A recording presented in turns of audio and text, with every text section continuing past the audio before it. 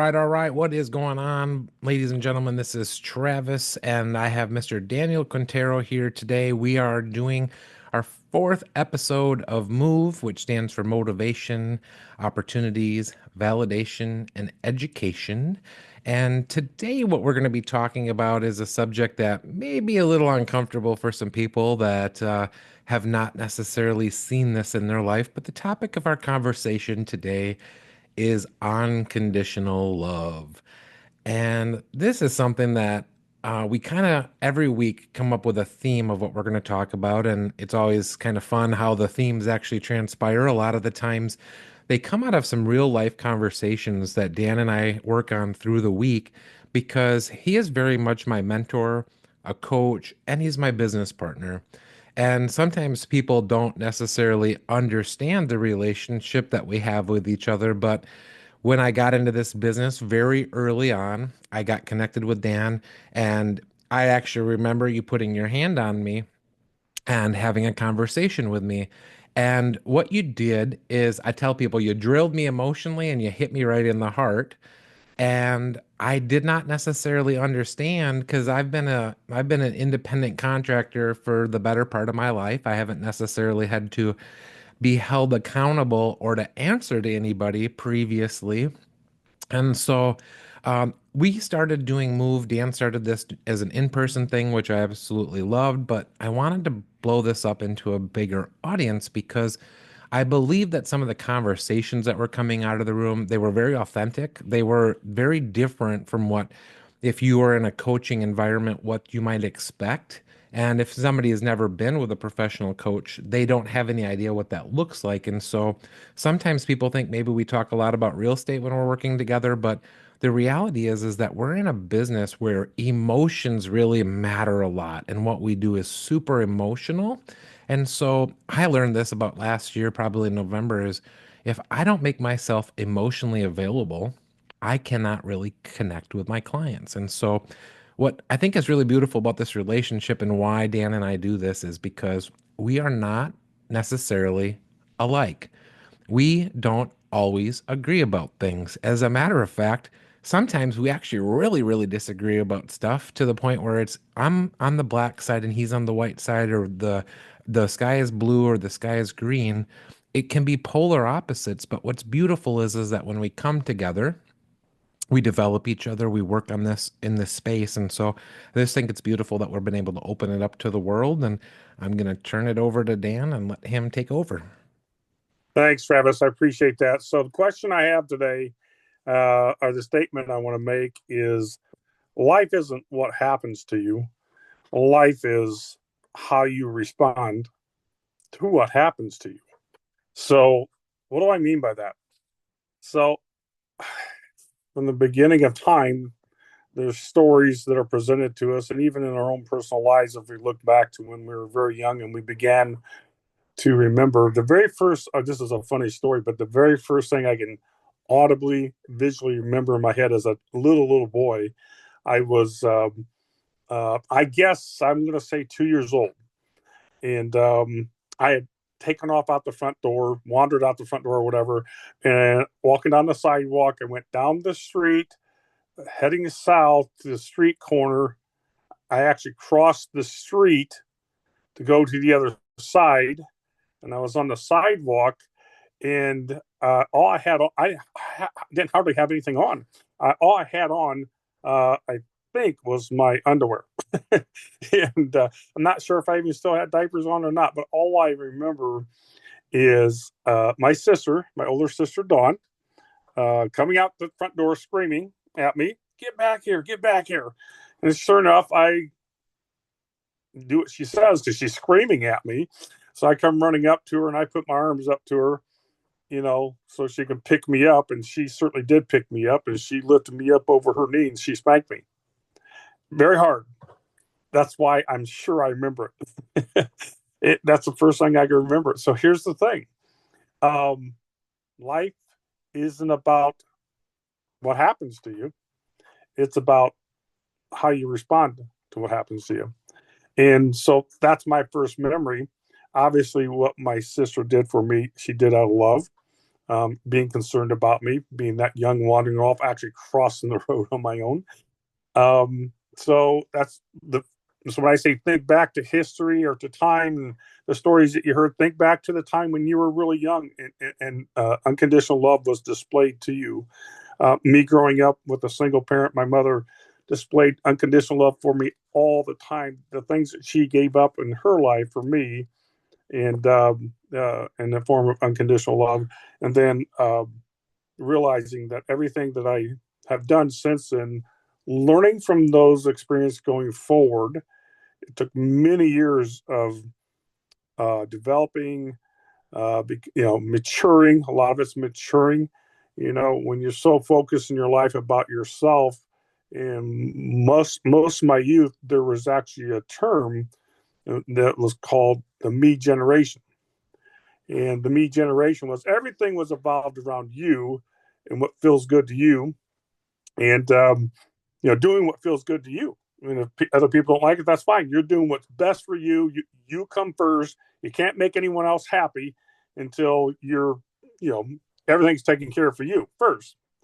Well, so I had a contrast between my mother and actually the people that I grew up with.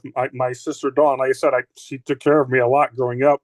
She showed me a lot of unconditional love also. So it was a contrast between people modeling this for me, where they were certainly giving up things on my behalf, in a generation, a cultural generation of being taught that it's all about me. And so it took years to mix both of those together. And as I got older and realized the people that are around me and doing things around me, both on a personal level and in my career, realizing that even to this day, I mean, I deal with this all the time, even to today, where things happen when you're dealing with other adults in your world, and quite often they let you down. I mean, they don't hold up their promises sometimes. Sometimes they flat out lie to you. Sometimes, they change their mind. There's things that always happen where your response to it, I'm just like anybody else. Sometimes I respond very negatively. And other times I've simply turned the other cheek, which is a part of unconditional love. So when I incorporate that into my business, and I've had conversations with people about incorporating that in their business, what does that look like when you're talking about a client and showing them unconditional love? As realtors, for us to sell 30 homes a year, which is a pretty decent number, that's more than what most realtors do. But if you sell 30 homes a year, you probably have to have 300 conversations. It's probably somewhere around 10%. It certainly could be more, but let's just use the simple math to say you have 300 conversations with people in your circle, and 10% of them, 30% of them trust you to help them purchase or sell their home. And that leaves 270 people left. Of those 270 people left, because they didn't get you to the closing table, how are you treating them? I mean, is it conditional? Is all my relationships conditional that I'm only going to be good to you if you're making me money? And going back to the me generation, like I said, when I was growing up, there was a segment of that. That's how we were taught to be. You got to take care of yourself first before you can take care of anybody else. And I understand from a mental standpoint that's true. But when it's so all consuming that all things must align for you first before you can start helping other people, that's an unrealistic expectation, because they never completely align for us. It's Sure. always happen over the course of a day. Go ahead. Do you want to say something, Travis? Well, it's this is something that I really struggle with is that my expectation levels, because of the work that I do on my IT business. So those of you guys that don't know about me, I have an IT business which we solve some of the most complicated and complex technical problems on the face of the planet.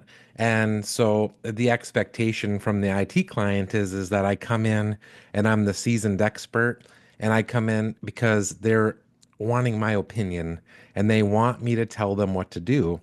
And 2 years ago, I got into real estate, which is, I tell people that I did it because I wanted to help people. And one of the things I struggle with is what you just said is that when people let you down, okay, how do I respond to that? Is in my business, it's not really an option, right? I tell you, and this is how it is, and you're going to do it my way, or I'll just go to the next client and we'll do it the dance again. Um, but I'm sitting, there's a major league sports stadium behind me today because I'm down in Texas, and I went in real estate from zero to I'm talking to the CEOs and I'm having conversations that, let's just be honest, I don't belong in. Because people look at me and they're like, how did you go from, started out in an industry to 2 years later where you are? Well, first you get in the right room and then you start connecting with people, and then because I have high expectations, it opens doors for me. But they say even don't be careful when you meet your heroes, right? So sometimes even these people, as you work up the chain, sometimes they let you down, and it's uncomfortable to be held accountable for things. But then you're portraying an image, and I shared with you some videos that I've seen in the last couple of weeks, and I'm like, I don't ever want to be portrayed as coming off as I'm only about money and all I care about is money. I say this a lot. I don't need more money. I need more people, and the reason why is because I want to help people, but when I start attracting those people into my sphere, and then they let me down because they say I want to do this thing, and then I say, well, in order to do that, you have to do X, Y, and Z. Well, they're not always willing to do that. So it's I tell people, are you willing to go pro? That's kind of the difference. The baseball stadium we talked about, when you become part of a professional team, you start doing things a little differently. You start dressing up, you start showing up to practice, you start being held accountable, you have a coach. And the being in the pros isn't necessarily for everyone. But it's, unconditional love, it's not necessarily a natural thing, especially for me. One of the reasons why people will say I'm very aggressive is because I didn't have unconditional love modeled for me as a child. And we will be breaking this down a little bit in the next couple of weeks once we have some guests that are coming on, and we're going to be talking about addictions. We're going to be talking about relationships. We're going to be talking about a lot of different things because we're all broken, but in the process of becoming whole again, I think unconditional love is something that you have had modeled for you, and I have had the opposite of that. So it's just So I think it's it's important. I think it's important for you to understand that the relationship we started with, the very first conversation we had, as you said, I put my finger on your chest and said, we don't do that. But there was something you had done recently, and I just said, we simply don't do that.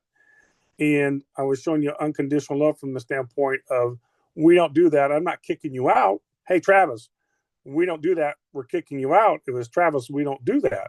And so since that time, you've been given many examples, both by word and by action from me, where I showed you unconditional love, where obviously, there were times that things happened where I was let down or I was disappointed. And it was just as easy as some people would do is go, I'm done with him.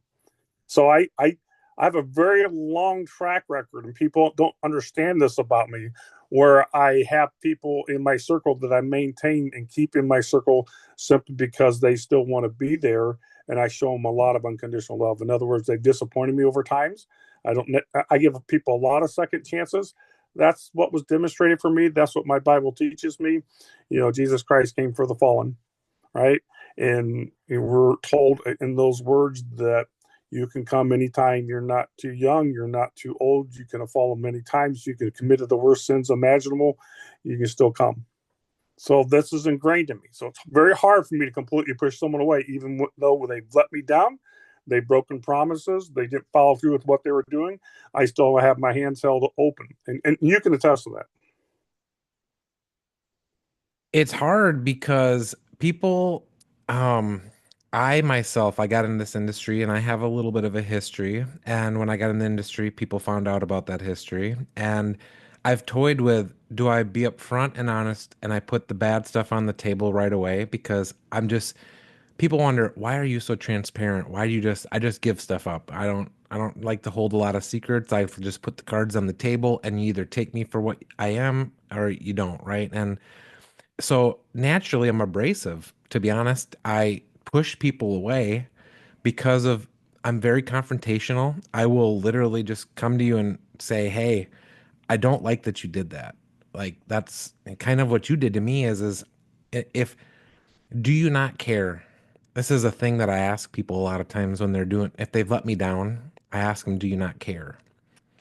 And the answer to that question really tells me which way we need to go with them. Because if they tell me I don't care, now I might need to actually drill in a little bit deeper with that person because I have somebody in my life right now that I'm dealing with that he's we're most equipped to help those that we once were. And I think you saw me, you saw I needed help and you helped me. And so I'll never be able to fully repay for what you do with money. But what I believe that I can do is I can find other people that are hurt. I mean, I'm a hurt child. That's just the why a lot of things happen in my life is because when I was a child, I did not have unconditional love. So if I want to go and I want to try to help somebody else, I really have to do the unconditional love thing. I cannot come at them as the prosecutor. And I made this mistake. You and I have been talking about this all week is there was somebody that cried out for help. And instead of coming with unconditional love, I came as the prosecutor. And I said, "You're going to do this or else." And I think that's the thing why we're talking about this is because for 4 days, you and I have been back and forth, and you probably bashed your head against the wall like Travis. Just listen to me, right? Well, the word we used starting a few weeks ago that I give back to you. You gave it to me, and I give it back to you all the time. Is that we're going to be a statesman. In order to be a statesman, you've got to rise above the situation and elevate the room, be the mature one, and calm things down. Let's go a little further about unconditional love and why it matters in your personal and business life, and be more structured here for just a second. When you dive deep into this, why we need to do this for our own self sanity, uh, it really pulls down the stress level in your life. So when I talk about let's have 300 conversations in 2025 with people, and however long that takes, but in 2025 you have 300 conversations, and some of it turns into business, most of it doesn't. And for the others, the huge percentage where it doesn't turn into business, what do you do with these people? Are you only in it for the money? That's the conditional part. I'll be your friend and I'll love on you only if you make me money. And that's the sad part about this, is that you're creating an environment for yourself that I don't know how to say it other than you're always on a level 11. There's levels 1 to level 10. You're always on level 11 or 12, where you're out there with the whip, constantly whipping the society that's around you into performing for you so you can make a lot of money. And what happens is to live at that level for so long, at some point, it might be months, it might be years, it might take a decade or two. At some point, there's going to be an empty void. You might even be sitting on a lot of money, but you just don't have a lot of people around you sharing that love back to you. Or if they do, now you start questioning why they're in this with you. You got into it with them for the money. They got it into you for the money. You're all making money together. Now you start questioning your friends that you have around you, the friends that you actually need in a difficult time. Are they really your friends? What happens if I stop performing for them and we're just friends? Will they disappear? So that's the point I'm making is the stress level in your life dramatically drops when you treat everybody the same, whether they're ever going to make you a dollar or not, and just show them unconditional love. That's what makes it unconditional. Look, I'm going to love you no matter what. I've actually got people in my circle I have some kind of relationship with have made it kind of clear, either by their words or their actions, they really don't want a whole lot to do with me. There's like, Dan's still around. Dan's still around. So the moment I get to text them or communicate with them on social media or wherever I run into them at, I still show them unconditional love. They may never want to work with me ever again. That's okay. So what I'm saying, life isn't about what happens to you, because all these things are going to happen to all of us, good and bad. It's always about how you respond. And by the way you respond and displaying unconditional love, the stress level comes way down because your expectations aren't so big. Now, don't get me wrong. When I talk about this in business, people want to argue with me. It's like, Dan, You got to have conditions on contracts. Absolutely. So when you're in the middle of a contract, there's conditions that have to be followed. Certain things have to be performed at a certain time. And sometimes their clients decide, nah, they don't need to do that anymore. They're willing to breach their contracts with you or with the other side of the transaction. What happens then? Is it now time to stop showing them unconditional love? No, that's like the biggest time when it needs to show up. As you were talking about earlier, you're like, our client did this and I was ready to, or someone I was talking to that's going to work with me, and it was time for me to cut them loose. It's like, no, that's the ultimate time you show them unconditional love. You can still get things corrected. You can still fix a problem. You can still work through a solution. It doesn't have to be that you completely cut them off. There's a way to negotiate. There's a way to work this out with a lot of love and just being calm in the situation and working through it. And what it does, what's so important about this, when I read about this in the Bible, there's several places in the Bible where it talks about this, where it says it sets you free. It sets you free because it's not about you. Right. It's free because it's not about you. When it's about everybody else and how you're responding to them the same, it's impossible to do it the same. Don't get me wrong. As I quite often say, we're not robots. There's times when I certainly respond in a negative way. And then I question myself after I have. It usually takes a minute or two. I'm like, oh, that was stupid. So it's very Mm-hmm. natural when you get burnt to want to pound out, text back, Mm. call up, yell. It's very natural because you got your feelings hurt. They didn't keep their part of the deal. And where if you just let a minute slide by, let the emotions come back down to level and just give them unconditional love and say, I understand, I understand, I understand, I'm still there for you. So I think some people get surprised when you respond in such a way where they know they messed up. They Well, know, it's unnatural it's unnatural. because, you It's know, unnatural, but that's why it's so important. That's what makes us different. If you're going to be a Christian, as we both claim to be, if you're going to be a Christian, it can't be like everybody else that are not Christians. So it's mhm, very natural to go, hey, and you let them right. have it. And, Yeah. and, and I so good. I'm real good at letting people have it for better or for worse, and it never produces the result that I really want it to have because a man convinced against his will is of the same opinion still. Yeah. And so we're working on this because I had one of the videos I shared with you was a guy that said, I don't need any friends.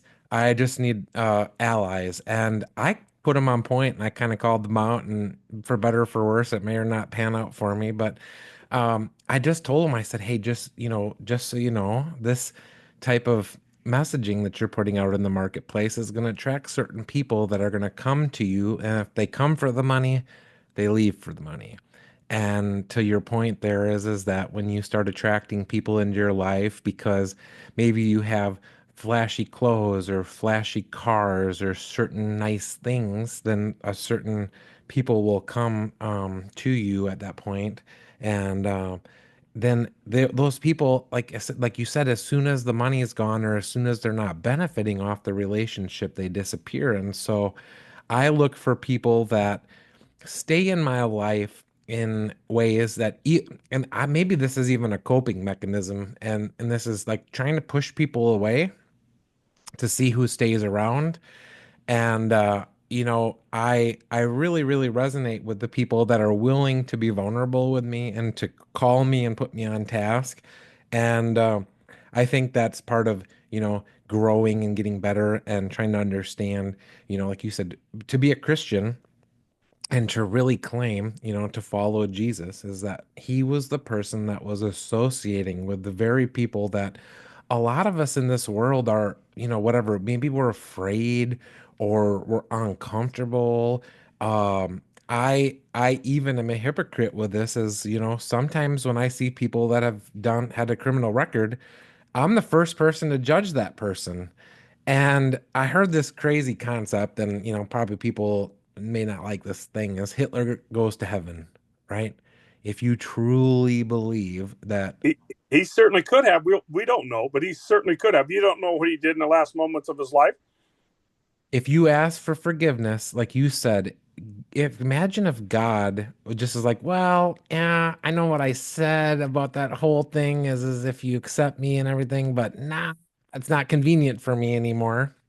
And get I guess to kind of wrap the thing up here today is it we a lot of people they're like, why are you in why do you keep interjecting yourself in my life? Why don't you just leave me alone? And it's because we care very deeply about people. And over the course of the time, we're not going anywhere. And if you want us to go away, we will. But at the end of the day, it's just like you said, loving people unconditionally, and it's a development of that trait, um, and trying to work on that. And it's always continuously going to be hard to do, but I think it's very important for us to try. It's a very important part of move. Move is motivation, opportunities, validation, education. Unconditional love falls under validation. So whenever you're in our life, either on the podcast or in social media or physically wherever we're at, talking to us around us, you're going to realize we're validating you. I quite often in social media are loving on other people's stuff all the time. I share their stuff. I love on it and I make comments and I elevate them. That's validating their existence and their value. That's unconditional love. I may never make a dollar off anything they do.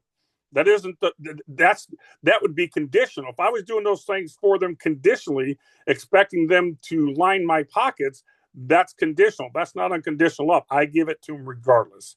And so the people that do decide to jump in the circle with us and do business with us and do closings with us, and we need as agents, great. That's called a blessing.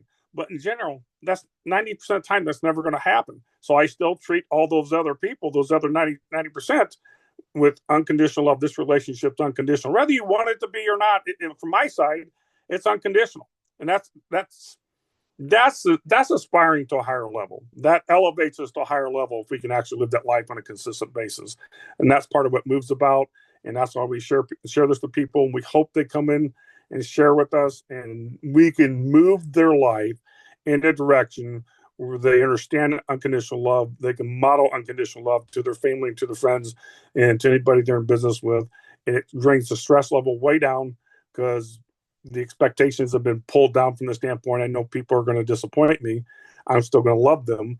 And so that's part of the business, part of the personal life and part of the business.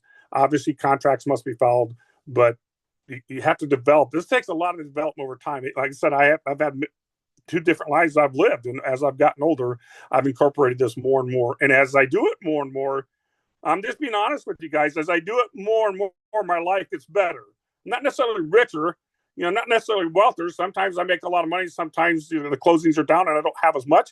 But I'm just talking internally, personally. I have never been wealthier in my life simply because I'm just sharing unconditional love with the world and it's coming back in blessings. There you Right. go. Well, that's awesome. So, just talking about the next couple episodes, I have some very exciting stuff going on. I have reached out. I have some guests that are lined up. So I have Nate Mullering coming on. We're going to be talking about addiction because we are in an industry where, let's just face it, alcohol and other things are in our industry. And so I've struggled with this. I'm going to be completely transparent in the fact that, it's not always easy to be in an industry where those types of things, I'm going to be challenged with that this week, where those types of things are going to be everywhere around me. And I have made the decision to try to overcome some of those addictions that I have because, like what you're seeing in the podcast, is we are in a continuous improvement position. And one of the reasons why I want to continually improve is because I want to be able to help other people that are in a position that I once was. Your test becomes your testimony. And so I just really, to be authentic, I feel like you can't go out and tell people that they should quit drinking if you're drinking. It doesn't work that way. So that's what we got coming up soon. I am on a personal growth and development challenge, and Dan has helped me a lot. There's lots of resources that I have available. I have lots of coaches and lots of mentors and lots of people that are in my life. If you don't have somebody that can do what Dan and I do for each other, reach out and I will try to figure out a way to try to get you connected with somebody. We have some great resources over here at Epic. We have free mental health counseling, which I'm taking advantage of, and we have some other things. If you need help, reach out. There's probably a resource out there for you somewhere. Check us out on Facebook. This is on YouTube, Instagram, LinkedIn. Twitter. So all of the social medias, please share this, like it, and I hope you join us every week at Thursday at 9 a.m.